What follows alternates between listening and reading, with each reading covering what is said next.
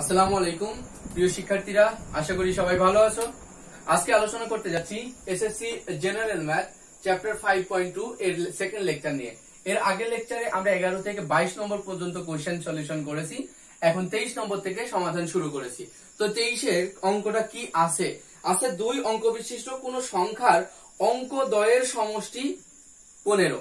তাহলে দুই অঙ্ক বিশিষ্ট সংখ্যার অঙ্কদ্বয়ের সমষ্টি। তাহলে এই যে 23 নম্বরটা, এগুলো ধরে নেওয়া যায় না। ধরি একক স্থানীয় অঙ্ক, হ্যাঁ, একক স্থানীয় অঙ্কটা x ধরে নিলে, অতএব দশক স্থানীয় অঙ্কটি সমান কি হবে? 15 মাইনাস x।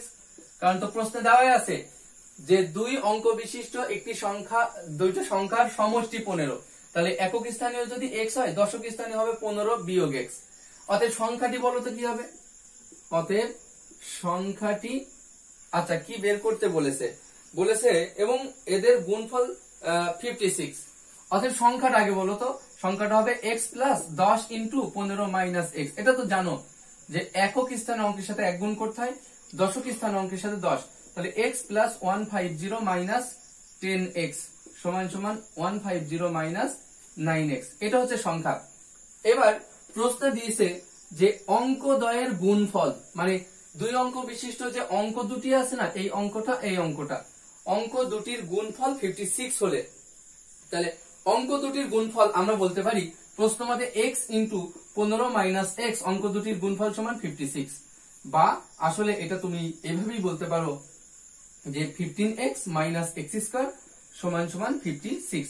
বা এটা যদি এক সাইডে মাইনাস কমন নাও, তাহলে মাইনাস কমন নিলে হবে x স্কয়ার মাইনাস 15x সমান সমান 56।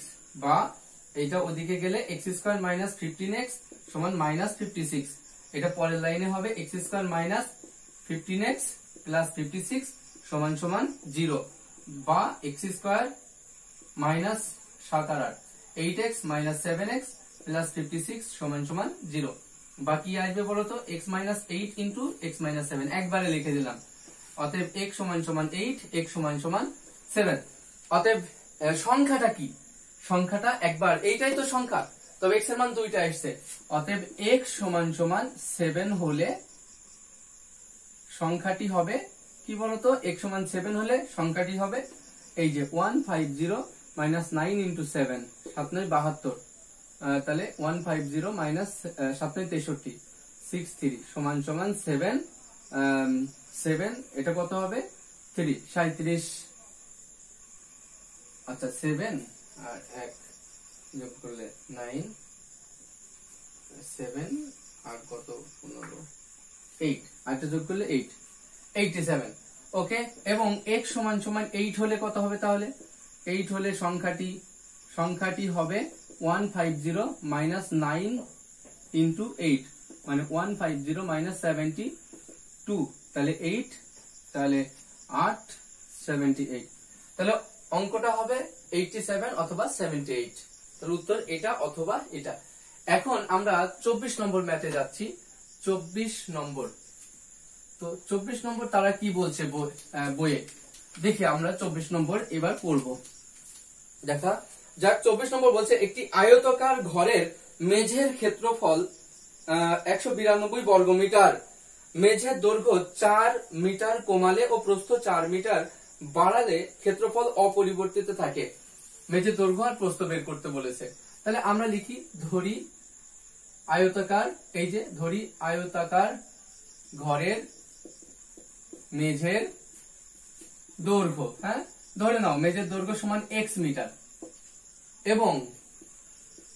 এবং প্রস্থ সমান y মিটার। ধরে নাও যেখানে, এটাও ধরে নাও যেখানে x বড় y ছোট, মানে দৈর্ঘ্য বড় প্রস্থ ছোট, এটা ধরে নিচ্ছ। এখন যখন নিচ্ছ প্রশ্ন মতে এর ক্ষেত্রফল দেওয়া আছে 192। প্রশ্ন মতে xy সমান 192, 1, তাই না? আবার ওরা বলছে দৈর্ঘ্য 4 মিটার কমাইলে এবং প্রস্থ যদি 4 মিটার বাড়ানো হয়, তাহলে ক্ষেত্রফল সে আগের মতোই থাকে। তাহলে আবার দ্বিতীয় শর্ত মতে কি আছে? দৈর্ঘ্য 4 মিটার কি হয়েছে? বাড়াচ্ছ, কমাচ্ছ। তাহলে x মাইনাস 4 এটা হচ্ছে নতুন দৈর্ঘ্য, ইন্টু y প্লাস 4 এটা নতুন প্রস্থ।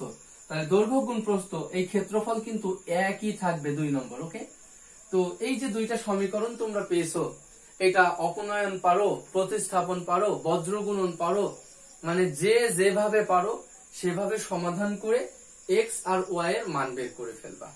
আর যে এক্স আর ওয়াই এর মান আসবে সেটাই হচ্ছে দৈর্ঘ্য আর প্রস্থ। আশা করি এটা পারবা। আমরা এখন শুরু করতে যাচ্ছি বইয়ের কত নম্বর অঙ্ক, এবার 25 নম্বর অঙ্ক 25। দেখো 25 নম্বর পড়ছি, তাহলে ইকুয়েশন 25টা করে দিছি, তোমরা বাসায় অবশ্যই করবা। দেখো 25 নম্বর বলছে একটি সমকোণী ত্রিভুজের অতিভুজের দৈর্ঘ্য কত 15 সেন্টিমিটার। তাহলে একটা সমকোণী ত্রিভুজের অতিভুজ কত 15 সেন্টিমিটার এবং অপর বাহুদ্বয়ের দৈর্ঘ্যর অন্তর 3 সেন্টিমিটার, ওই বাহুদ্বয়ের দৈর্ঘ্য নির্ণয় করো। তাহলে এটা যদি একটা সমকোণী ত্রিভুজ হয়, এই সমকোণী ত্রিভুজের অতিভুজের দৈর্ঘ্য দেওয়া আছে কত 15 সেন্টিমিটার, এটা হচ্ছে 15 সেন্টিমিটার। এবার অপর যে বাহুটা আছে না, তাদের বিয়োগ ফল দেওয়া আছে। তাহলে যদি এটা হয় এক্স, তাহলে এটা হবে এক্স মাইনাস 3, তাই না? অথবা এটা যদি এক্স দিই, এটা এক্স মাইনাস 3 বিয়োগ ফলে, মানে একটা অন্তর হচ্ছে 3, বা একটা যদি এক্স দাও একটা হবে এক্স প্লাস 3, ইচ্ছা তোমার। যে এটা যদি আমি ধরি এক্স, এটা হবে এক্স প্লাস 3, ইচ্ছা তোমার। এখন আমরা এভাবে লিখতে পারি, ধরি অপর বাহুদ্বয়, ধরি সমকোণী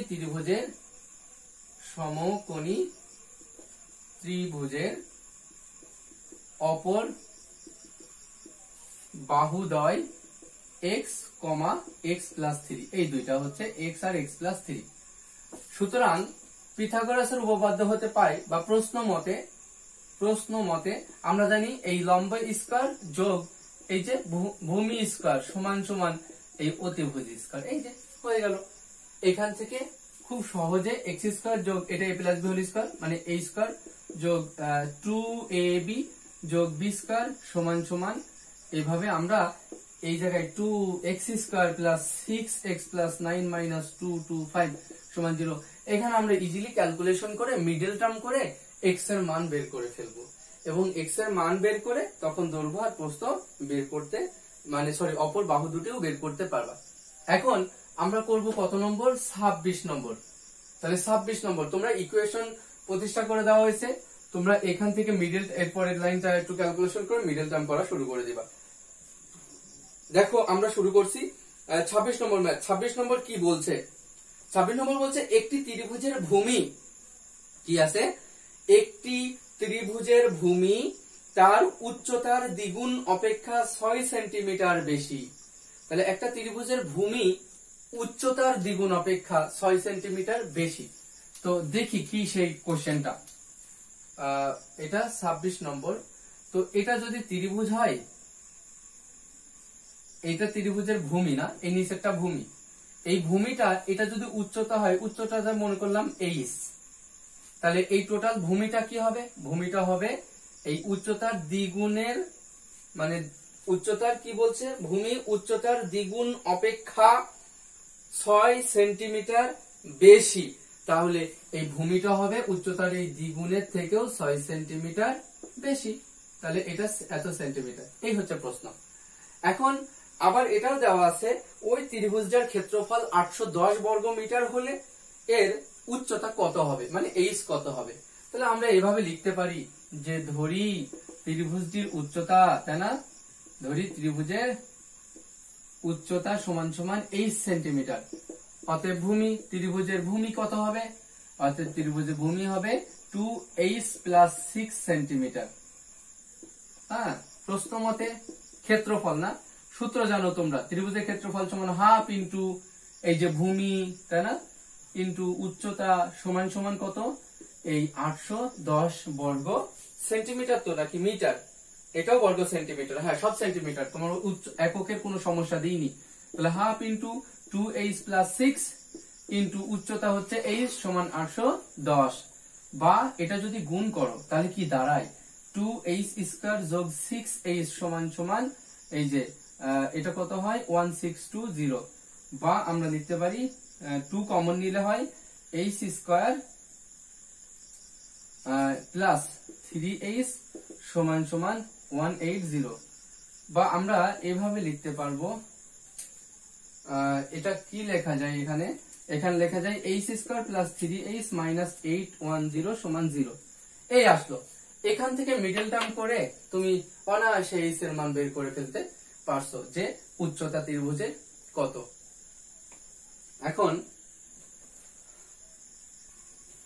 এখন আমরা শুরু করতে যাচ্ছি 27 নম্বর ম্যাথ। তো 27 নম্বর ম্যাথে কি আছে আগে পড়ি, তোমরা শুনো।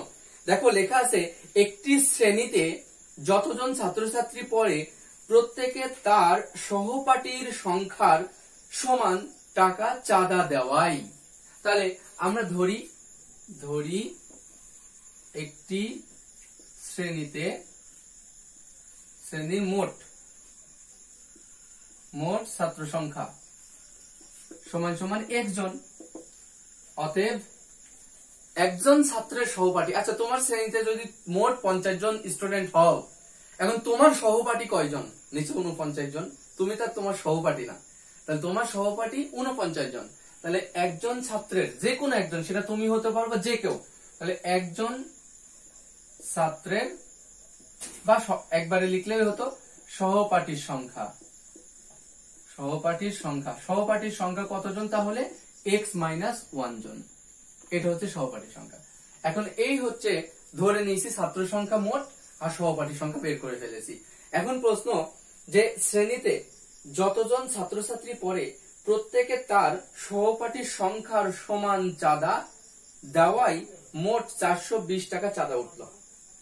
ওই শ্রেণীর ছাত্রছাত্রীর সংখ্যা কত এবং প্রত্যেকে কত টাকা করে চাঁদা দিয়েছে বের করো।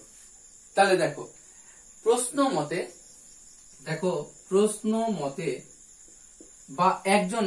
মতে কি বলছে, একজন চাঁদা দেয় তার সহপাঠীর সমান।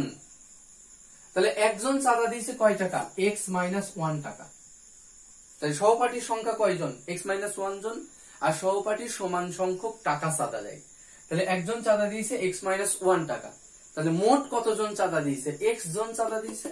তাহলে মোট চাঁদা দিয়েছে x × x - 1, এবং মোট চাঁদার পরিমাণ তারা লিখে দিয়েছে কত?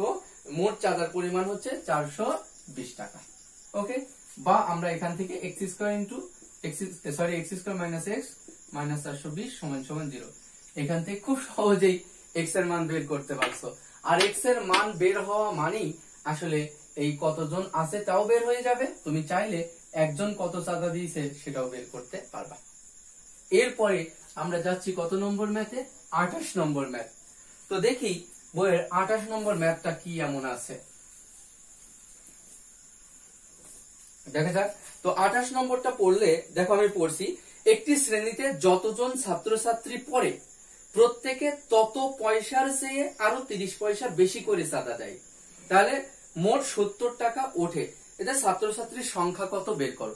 তাহলে এটাও লিখি যে ধরি মোট ছাত্রছাত্রী, দেখো ধরি মোট ছাত্রছাত্রীর সংখ্যা সমান সমান x জন। এখন তোমরা কি দেখছো যে প্রত্যেকে চাঁদা দিয়েছে যে মোট ছাত্রছাত্রীর সংখ্যার থেকেও আরো 30 পয়সা বেশি। তাহলে একজন চাঁদা দেয়, তা না? একজন চাঁদা দেয়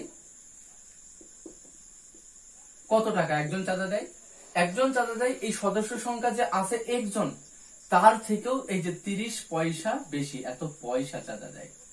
মোট চাঁদা এত পয়সা। প্রশ্ন মতে তাহলে কি লিখতে পারো? প্রশ্ন মতে ওরা কি বলেছে যে মোট চাঁদা উঠেছে 70 টাকা।